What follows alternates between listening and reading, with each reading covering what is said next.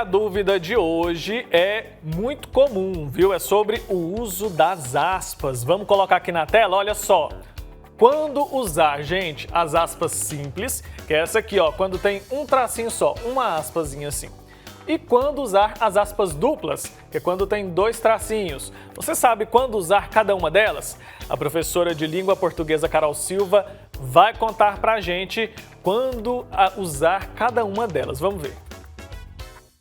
Olá, pessoal! Hoje nós vamos falar sobre os sinais de pontuação tão necessários na língua escrita para deixar claro o que queremos expressar se fosse uma situação oral. Nas situações orais da fala é muito mais fácil a gente se fazer entender e a gente ser compreendido devido à nossa entonação, gesticulação, expressão facial.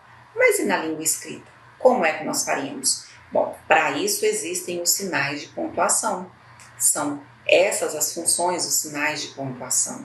Deixar claro em uma linguagem escrita o que é que eu estou querendo dizer para o meu leitor. Então vamos começar com as aspas.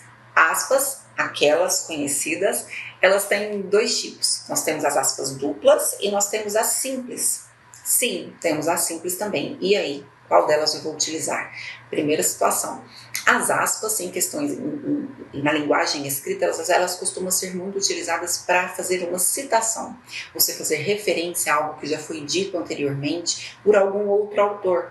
Então, por exemplo, estou redigindo ali uma matéria sobre Machado de Assis e quero introduzir nesse meu texto uma citação de um trechinho de alguma obra de Machado. O que eu faço? Bom, eu tenho que utilizar as aspas quando começar a redigir aquele trecho ao qual eu estou fazendo referência. As aspas duplas. E as aspas simples, Carol? Bom, as aspas simples vêm nas situações de fala em que você está dentro de um período que já começou com as aspas duplas, você quer colocar um novo nome, fazer referência a uma outra coisa, mas você está dentro de um trecho ainda com as aspas duplas, você vai utilizar as simples. Ok? Então é só assim que eu posso utilizar as minhas aspas simples. Eu não posso chegar e fazer referência, citação de alguém usando só uma aspa porque eu acho mais bonitinho. Não. As aspas simples só devem ser utilizadas dentro de um trecho em que as aspas duplas já foram utilizadas. Ok? Temos outra situação de uso das aspas, nesse caso sempre aspas duplas. No caso da ironia, sarcasmo. Como assim? Bom, ironia e sarcasmo são duas figuras de linguagem que são muito utilizadas nas situações orais da fala. E justamente por serem situação oral, elas são muito tranquilas de serem entendidas pelo nosso interlocutor. Mas e se eu quiser escrever algo com ironia? Bom, se às vezes eu quero deixar claro que um termo que eu usei está sendo irônico, é bacana utilizar o recurso das aspas. Vamos citar um exemplo. Vou aplicar uma prova. E aí meu aluno chega em mim e diz: professora Carol, não estudei para a sua prova. Como eu responderia? Nossa, que ótimo! Bom, se fosse uma situação oral, aquele aluno perceberia, devido à minha expressão e entonação, que eu estava sendo irônica. Mas e se eu estivesse digitando um texto, por exemplo?